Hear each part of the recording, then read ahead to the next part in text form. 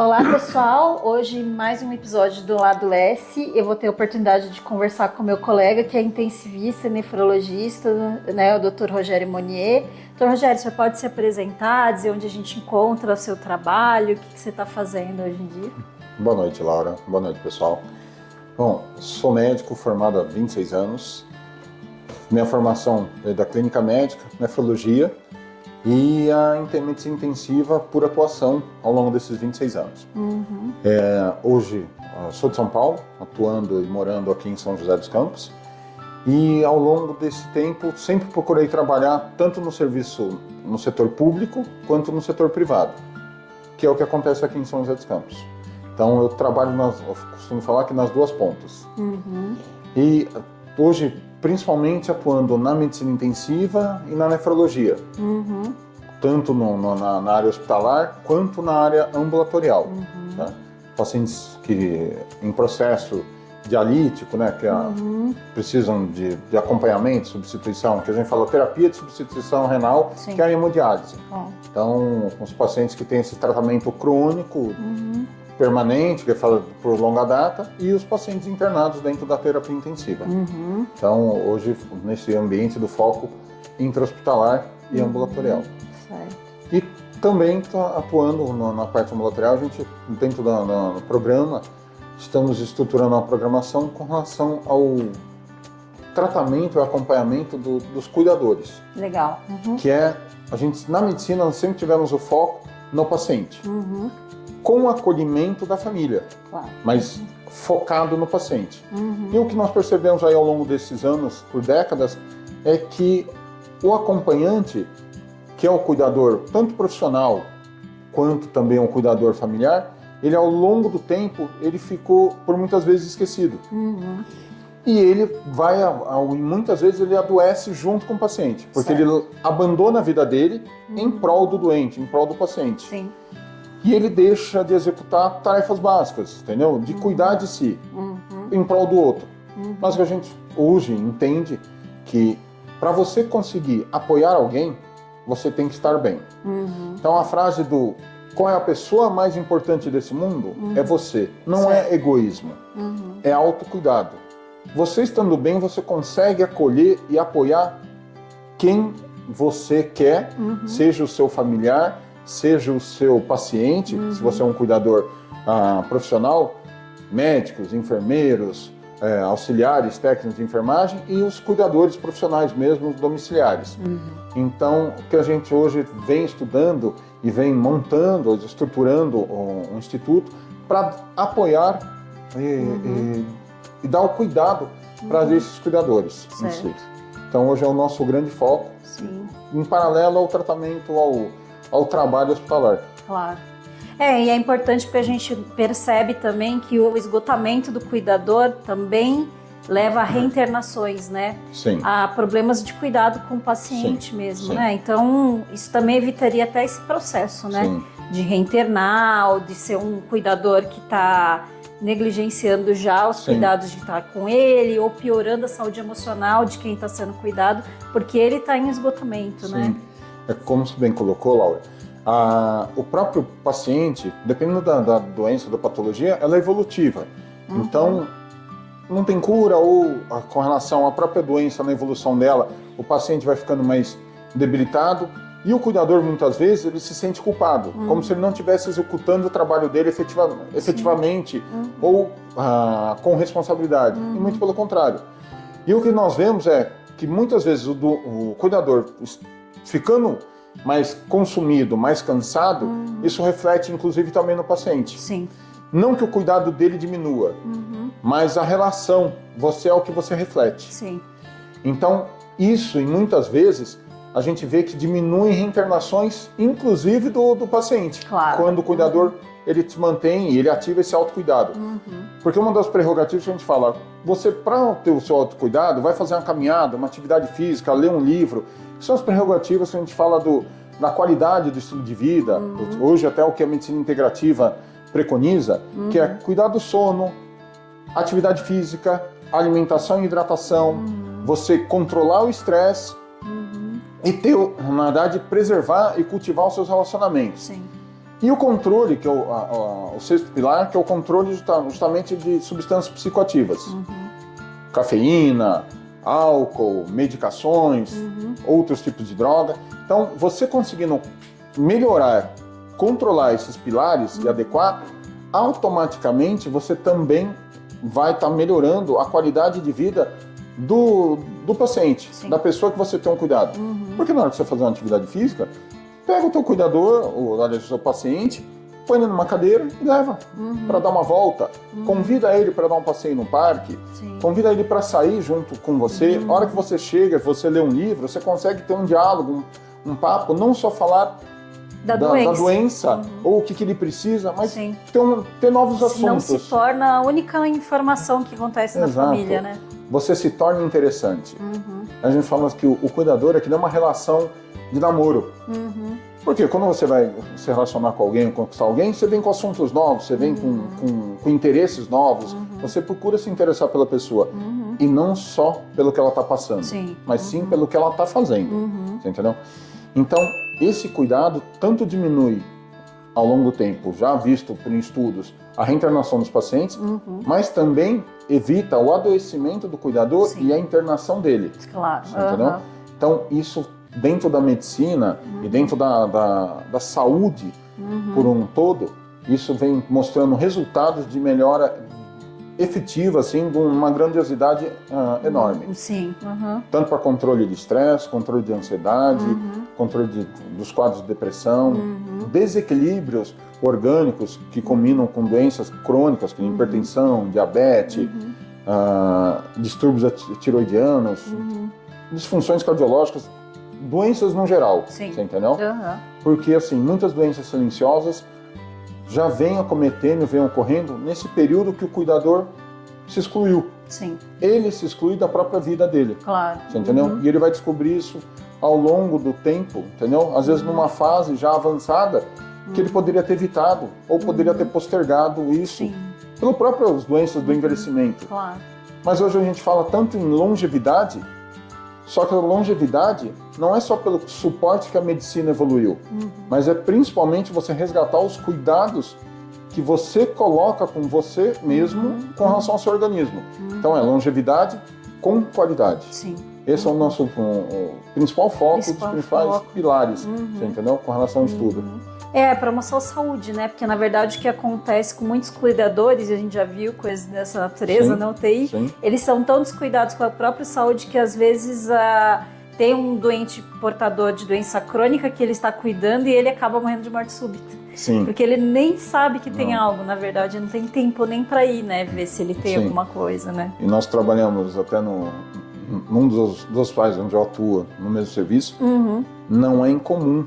O paciente está lá internado, e daqui a pouco você vê, cadê o cuidador? Foi passar no pronto-socorro, porque ele mesmo, por descuido, entendeu? Esquecimento, ele acaba tendo um pico e acaba, às vezes até, como você bem colocou, um mal súbito que ele nem imaginava, entendeu? Na realidade, já estava lá, isso veio eclodindo ao longo do tempo, não apareceu do nada. Então, fala, nada é por acaso, entendeu?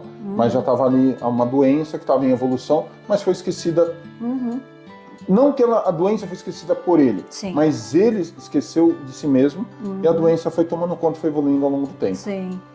A gente tem que pensar que um dos cuidadores também dos pacientes somos nós, né? Que também somos cuidadores, né?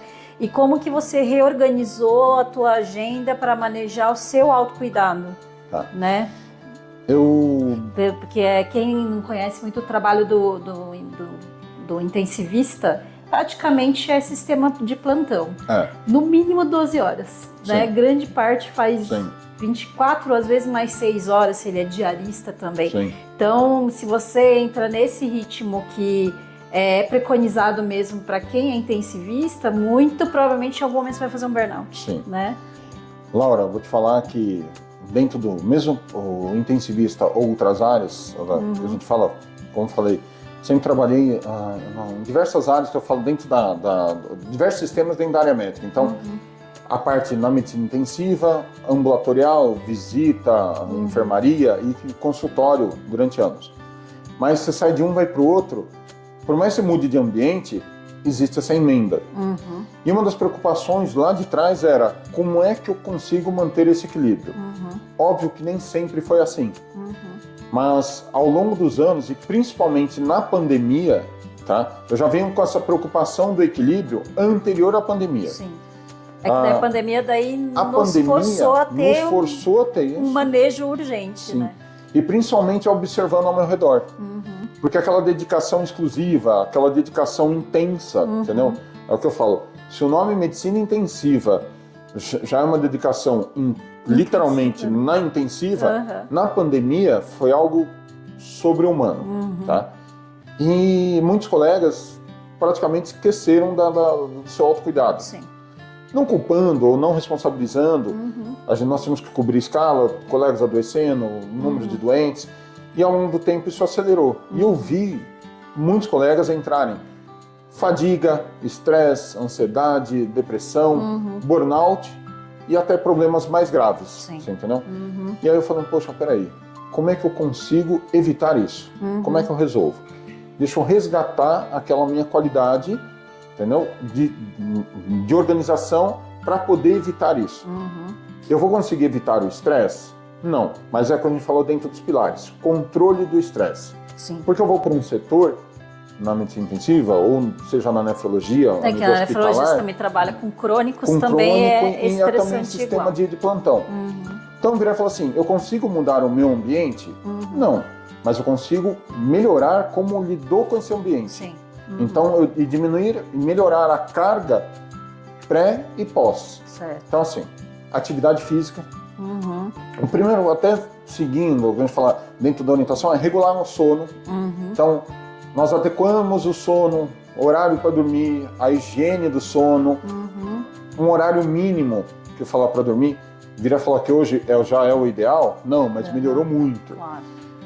Atividade física regular, então você está 4, 5 vezes por semana conseguindo adequar a regular atividade física.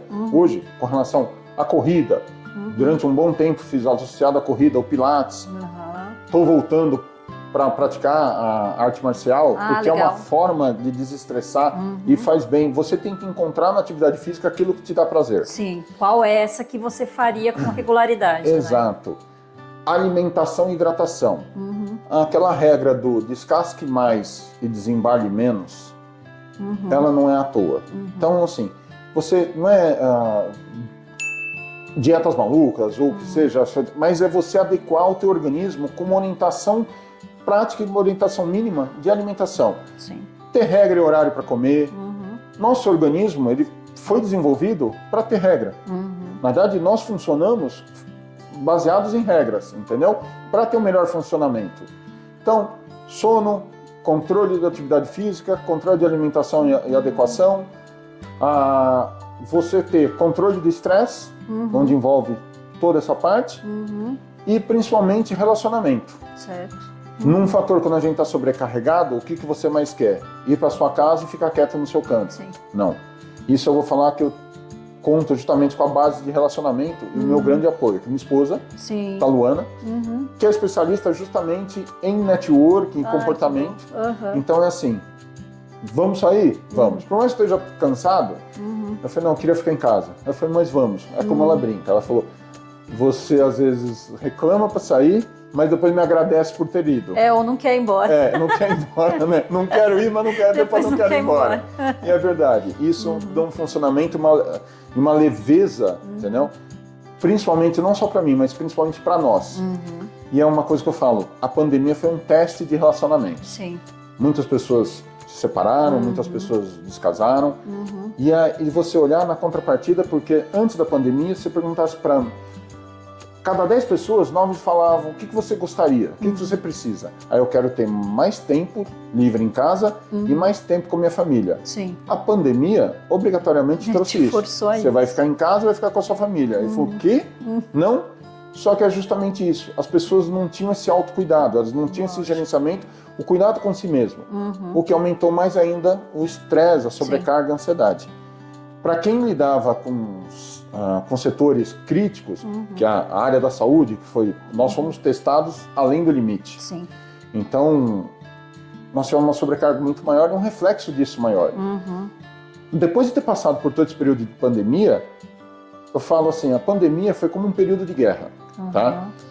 A medicina em si, ela trabalha dentro, às vezes, uma demanda semelhante, é como se fosse um alistamento militar. Mas nós somos um período de guerra e pandemia. Só quando nós voltamos, nós não entramos em licença. Sim. Nós continuamos alistados. Porque daí a gente quis recuperar 2 anos parados, Exato, né? Assim, vamos dizer. Sim. E aí o que eu te falo, justamente essa adequação que as pessoas precisam, entendeu? Se reequilibrar. Então, alinhei minha alimentação, eu levo para o hospital a minha alimentação. Eu cozinho, nós compramos marmitinhas prontas legal. e a gente cozinha em casa também, eu faço adequação, então é um conjunto que compõe um todo. Levo a garrafa de água, então tomar água, tá lá sempre na minha frente, eu coloco o horário, falo, na manhã eu tenho que terminar uma garrafa dessa, à tarde vou outra, já são 2 litros. Então você ter alimentação equilibrada, hidratação, atividade física regular, equilíbrio do sono, eu já consegui ali estabilizar e melhorar 70% da sinergia. Aí vem controle de estresse, que é o que? Eu vou conseguir mudar a situação me estressando? Não.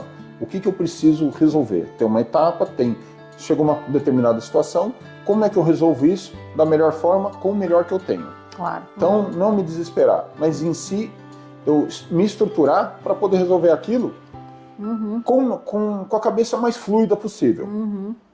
Fora isso tanto para a área do profissional, mas também para a área pessoal. Claro. E aí, outra é a parte de relacionamentos. Uma das coisas que eu aprendi, e sempre me falaram, tenha relacionamentos além do seu trabalho. Sim. Então, geralmente, médico se relaciona com médicos. Engenheiro com engenheiro.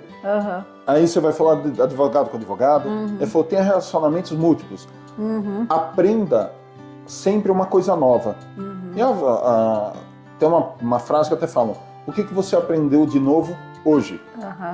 Eu me relacionando com pessoas diferentes, eu vou estar sempre aprendendo coisas novas. Claro. E até por hobbies pessoais, você vai sempre se prontificando a fazer e se colocar em situações diversas e diferentes, entendeu?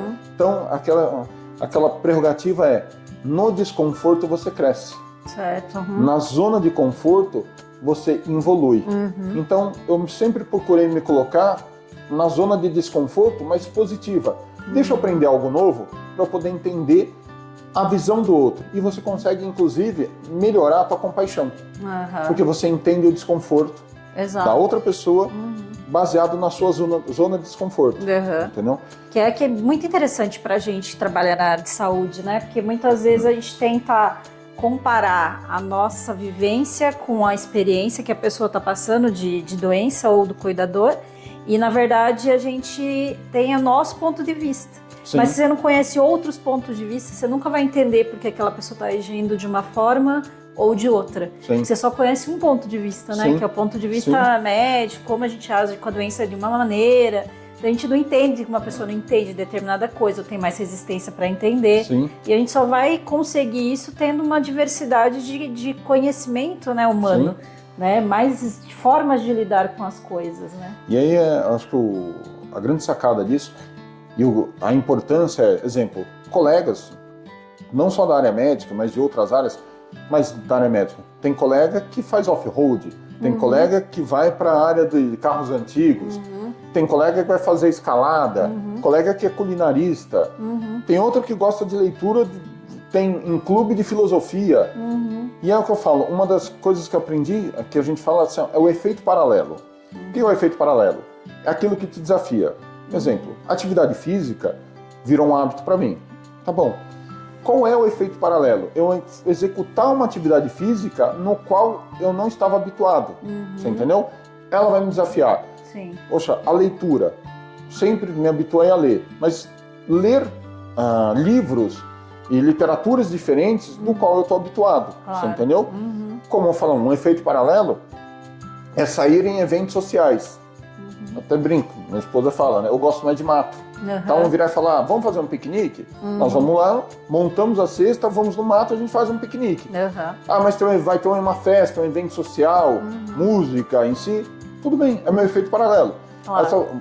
Parar de virar e falar assim, eu tô indo na festa por causa dela. Não, eu tô indo na festa por minha causa. Sim. Na você companhia se propor dela. algo diferente. Para ela é diversão. Pro meu caso, é um efeito paralelo no qual eu tô me desafiando aquela situação. Não que aquela situação seja ruim, mas eu entender qual é o benefício e o que eu posso aproveitar dessa situação. Sim. Você entendeu?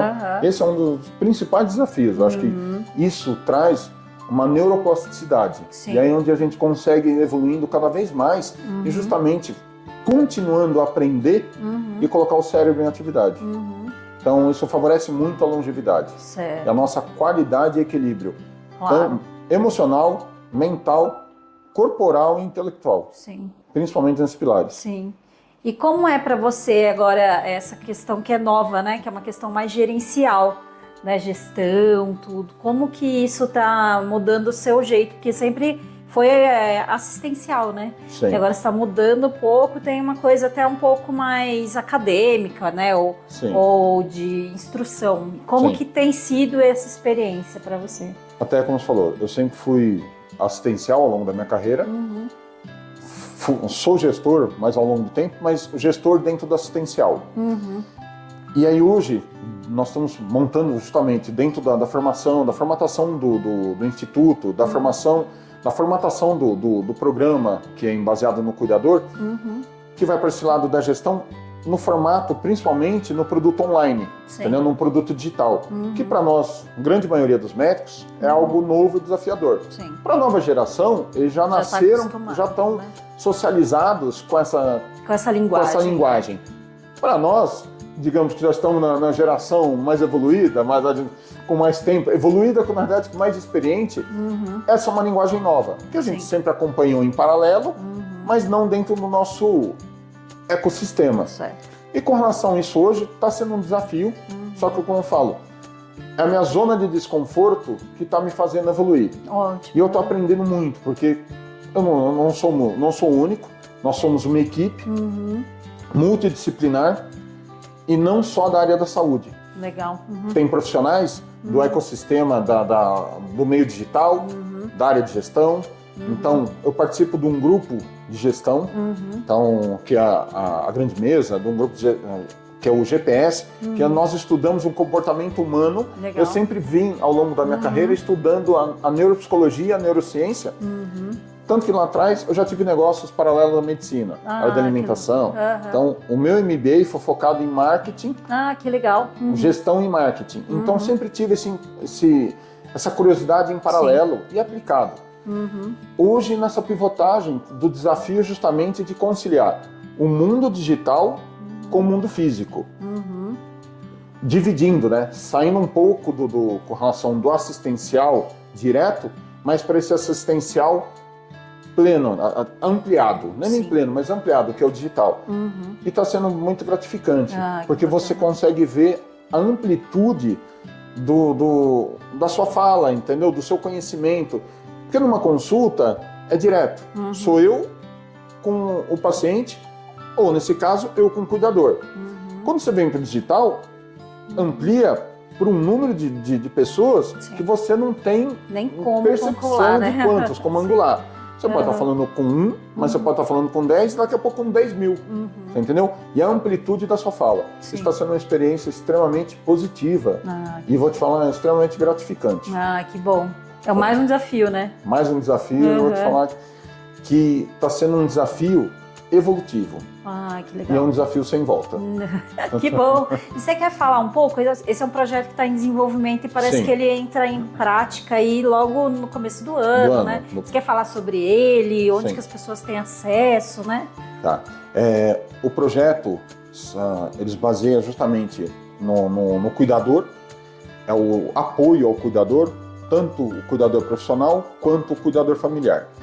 Então, vai ser um programa, principalmente no foco online, com suporte, treinamento e acompanhamento, a mentoria para esses cuidadores, focados na qualidade de vida desses cuidadores, auxiliando e ajustando, na verdade, orientando o estilo de vida desses cuidadores, baseado em conjunto também com a medicina integrativa acoplada. O outro produto que nós estamos também elaborando é o Instituto. Nós estamos montando um Instituto de Saúde e Bem-Estar com a medicina integrativa associada. Justamente, não só focado no cuidador, mas focado para toda e qualquer pessoa que quer ter uma performance melhor. Performance não é só o atleta, mas toda pessoa que quer ter uma melhor qualidade de vida, seja ela um profissional da área da saúde ou um profissional, não digo só comum, mas um profissional, um engenheiro, uma mãe, uma dona de casa, que exercem atividades hoje do dia a dia, que tem uma grande demanda, você entendeu? Focado o quê? Na sua qualidade de vida, conectação e captação da longevidade. Essa longevidade com melhor qualidade de vida. Então vai ser, em breve a gente vamos estar lançando e abrindo, tanto em rede social, aplicativo, com relação ao Instagram e as demais redes sociais, YouTube, tanto o cuidador familiar saudável, tanto quanto um Instituto de Saúde e Bem-Estar com a medicina integrativa associada.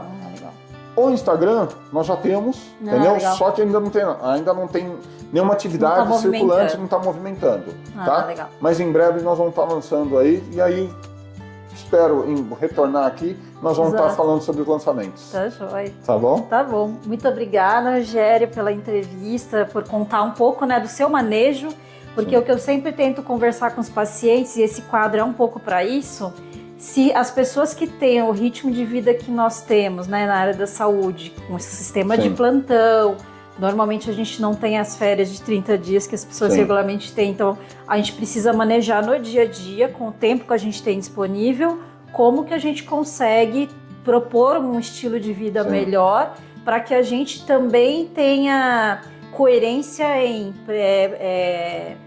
incentivar as pessoas a terem qualidade de vida, mas a gente também tem um pouco de qualidade de vida, né? Então, acho que essa proposta do seu instituto vem de encontro a esse pensamento que é bastante moderno e importante hoje de promoção à saúde, né?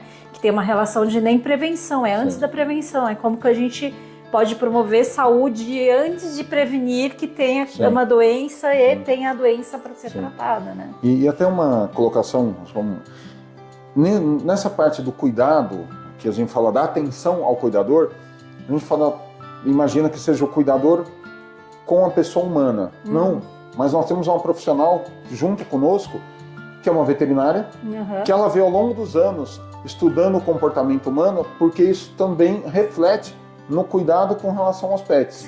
Hoje a gente vê que muitas das doenças humanas estão refletidas aos pets. E às vezes num triângulo.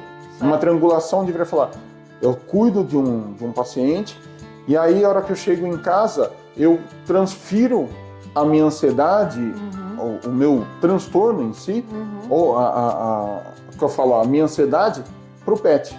Então nós estamos conciliando, porque dentro do nosso estudo, da nossa colocação, é trazer o pet para ser um apoio, uma ajuda também.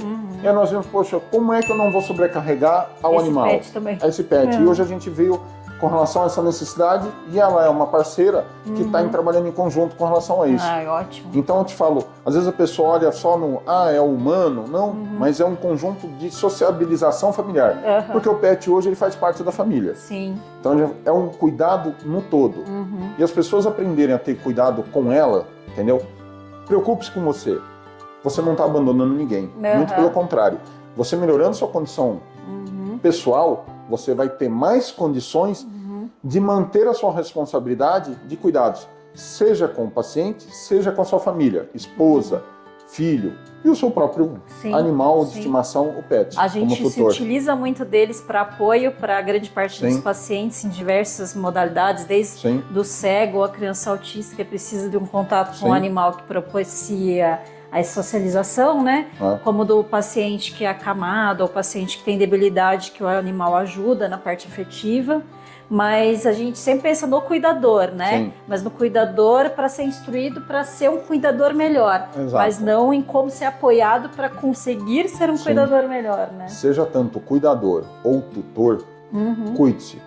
Cuide de você para você conseguir dar apoio a quem você é responsável. Claro, eu sempre lembro figurativamente com a informação que tem no avião, né? Que antes de você atender uma criança, por exemplo, que no avião caindo, você teria que pôr a máscara, né, em você e na criança. Sim. Você não põe primeiro em você para depois pôr na criança, antes de você pôr na criança, você vai apagar. Então, assim, primeiro ajude você mesmo para que você consiga ter condições de apoiar. Não, isso você bem colocou, Laura. Geralmente é o exemplo que nós damos no Instituto, até para explicar para as pessoas. Porque a gente não fala... As pessoas do Instituto, que nós temos essa relação, eu não considero como pacientes. Em si, como pessoas, como clientes. A gente fala, como você bem colocou, no serviço de atenção, na hora que você tem uma pane, num perigo na aviação, a aeromoça só lembrar do treinamento dela. Em caso de pane, coloque a máscara primeiro em você, depois em quem tiver ao seu lado. Sim. Senão vão ser duas pessoas desacordadas. Né? Exato. É muito isso. Cuide-se. Para você poder, com responsabilidade, apoiar o outro. Tá joia. Muito obrigada, Rogério. Obrigado, Laura.